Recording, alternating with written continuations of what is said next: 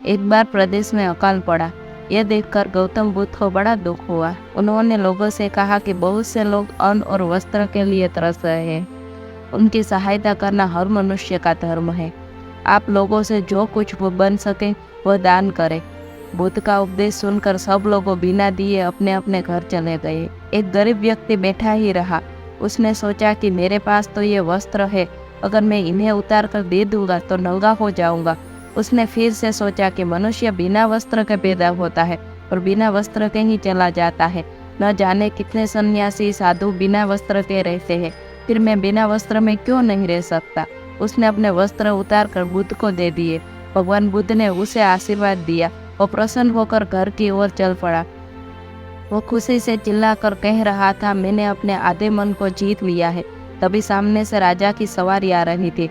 उस गरीब की बात सुनकर राजा ने उसे अपने पास बुलाया और पूछा कि तुमने आधे मन को कैसे जीत लिया है।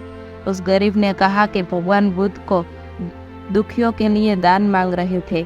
यह सुनकर मैंने अपने वस्त्र उतार दिए। पहले तो मेरे मन में इनकार किया, फिर भी मैंने उसे समझाया कि मनुष्य बिना वस्त्र के पैदा होता है और मृत्यु होने पर साथ में कुछ भी नहीं आता है। राजा उसकी बात से बड़ा प्रसन्न हुआ। उसने मोतियों का हार और कीमती वस्त्र उसे दिए। उसने वह सब ले जाकर भगवान बुद्ध के चरणों में रख दिया। बुद्ध ने उसे हृदय से लगाते हुए कहा, जो दूसरों के लिए अपना सब कुछ दे देता है उसकी बराबरी कोई नहीं कर सकता है। दाता दाता चले गए, रह गए अब कंजूस। दान मान समझे नहीं, लड़ने को तजब्बुर।